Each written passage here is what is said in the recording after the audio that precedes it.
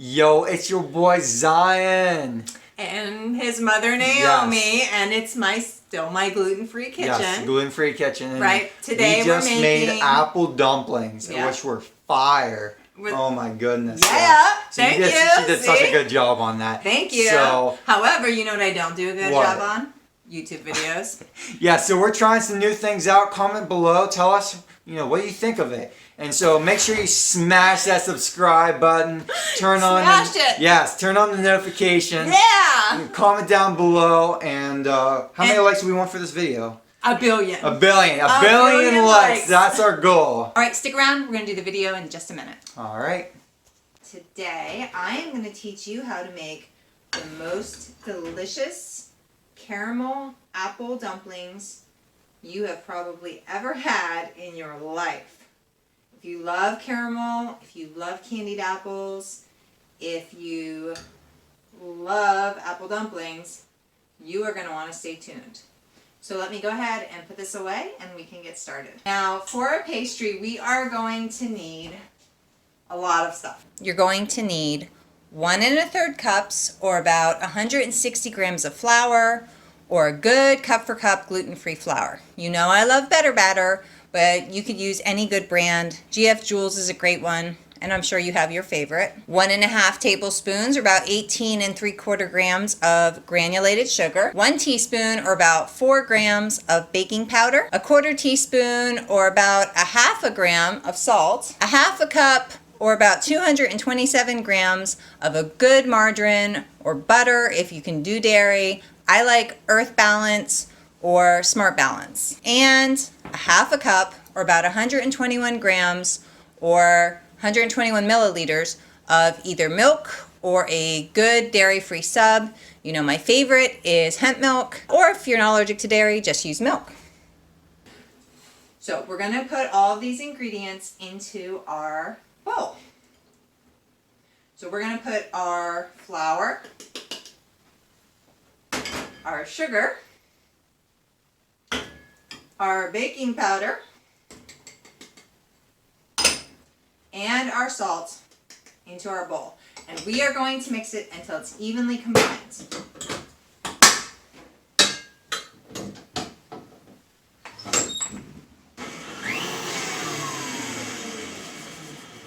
Okay, and then to that, we are going to add our butter or margarine.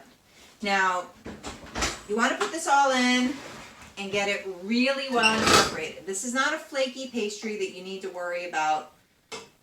We really want it to be very, very well mixed together.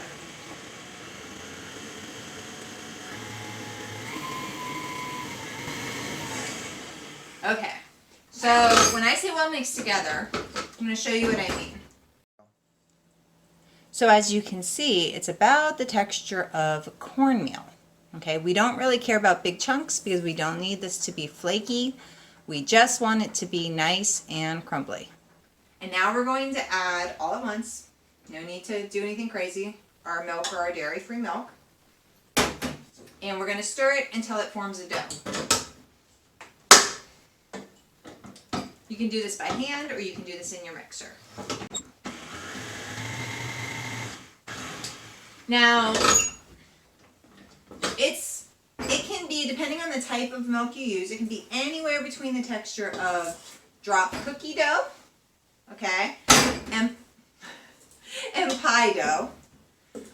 If you need to, you can take a little bit of extra flour and you can get the sticky off, okay. You can see it just comes together real nice. All right. And once it's come together, you're just going to set it aside and get ready to roll it out. All right. So we are going to lay out a rolling mat. And I like to roll out my dough with the sugar shaker. Just makes things nice and easy. Gives you a nice even coating without using too much flour. You are going to take your dough, and you can let this dough rest for a while. It's not a big deal. it will be very delicate dough. We're not dealing with pie dough here, okay? And you're just going to coat all the surface with a little bit of flour, okay? And then you're going to split it into 4 even pieces. And you're going to set that aside while you make up your filling. Now, for your filling, you are going to need 4 apples. You probably want to soak them in lemon juice to avoid browning, but they need to be about the size you can fit in your hand, about a cup total. 3 tablespoons, or about 42 grams of butter or a good dairy-free margarine. 3 tablespoons, or about 12.5 grams of brown sugar, and a half a teaspoon or a little bit more than a gram of cinnamon, my favorite. And you're going to mix together your margarine or butter, should be really soft, okay? Your brown sugar and your cinnamon until you form a paste. That'll take a couple minutes. Well, really should only take like a minute. Just until it forms a paste. And now you're going to roll out and fill your apple dumplings. Okay, so, and you are going to roll it out until it is about 1/8 of an inch thick. Now, this dough is very delicate. It's closer along the lines of, in texture, of a cookie dough, okay? But you want it that way. You want it light and fluffy so it melts in your mouth when you eat it. You do not want this to be crunchy and hard. That would ruin the whole experience.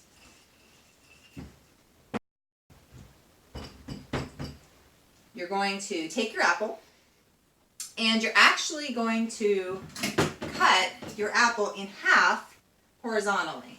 Get a cutting board.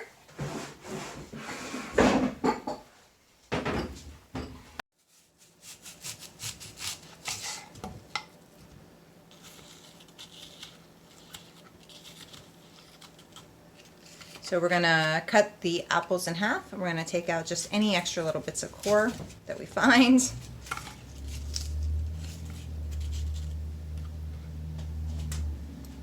You're going to place the bottom half of the apple onto the pastry. And you're going to top it with a hefty tablespoon of sugar mixture. Make sure you spread it out. Then top it with the other half of the apple. And then you're going to very gently wrap the pastry all the way around the apple. Now, it might fall apart. That's what makes these rustic. So would not worry about it. Just make sure cute little that you adorable totally push dumplings. the pastry. You're gonna put them in a small pan. Now you can nestle them together as close as you like. You could put them in a 9x13 pan so that it surrounds or the whole 8x8 apple. cake pan. I like to use a pie pan. These are kind of big apples, so they're gonna fit real tight. Let me go ahead and wash my hands, and then I will get a pie plate.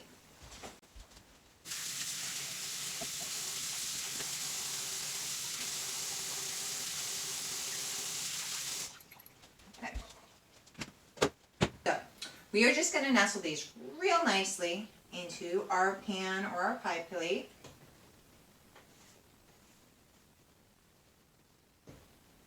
And we are going to pop them into a 350-degree oven for about an hour.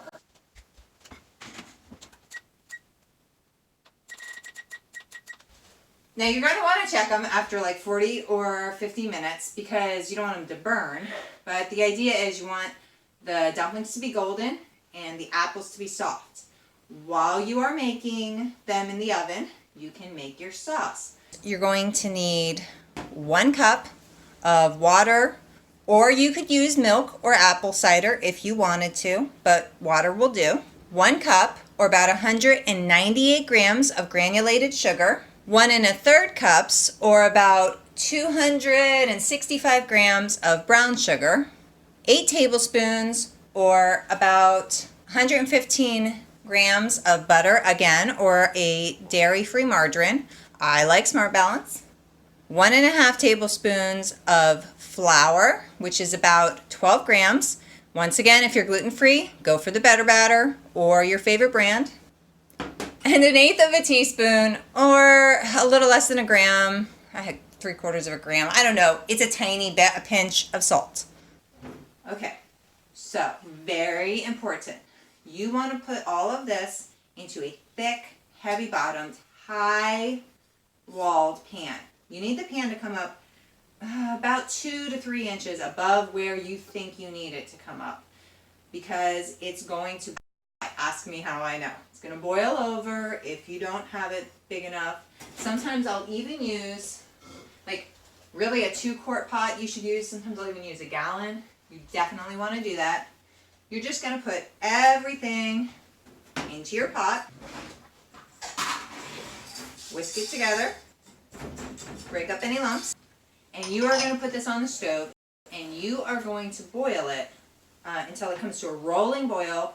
You're going to boil it anywhere between 5 minutes and 12 minutes. Now, I will tell you, the longer you boil it, the thicker and more candy-like it'll be. I find about 4 to 5 minutes is sufficient. This will continue to thicken after it cools down, and if you do too much, it'll crystallize. So you're going to cook this. You want to make sure that the pan you use is big enough and deep enough that there's at least 3 inches of space from the ingredients to the top. Otherwise, it will boil over. So we're going to cook it, stirring constantly until it boils. And then we're going to boil it for 5 to 12 minutes, depending on how long it takes to thicken. You are only going to boil this while whisking until it thickens up to the point where it drips. It is going to continue to thicken while you cool it, so don't go crazy. I find that usually about 3 to 5 minutes is sufficient once it hits the boil.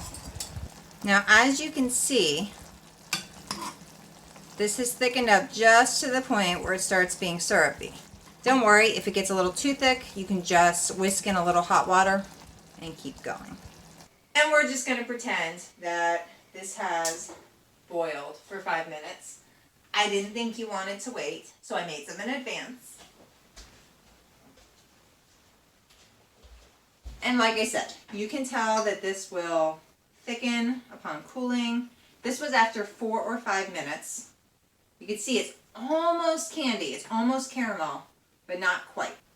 So once that has cooked, you set it aside, and you basically just sit around and wait for your apple dumplings to be made. They will come out of the oven. They'll have made their own caramel sauce from what you put inside.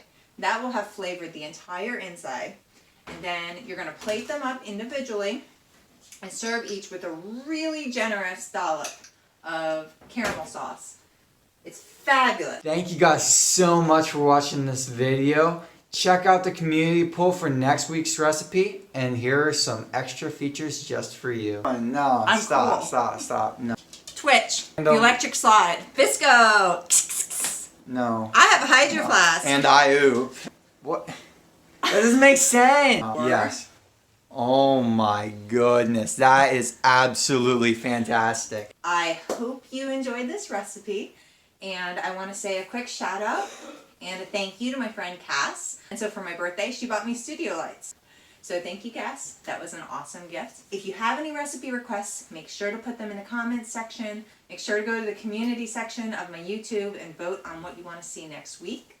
And I hope to hear from you soon. And don't forget, I love you. I'll talk to you later. Okay.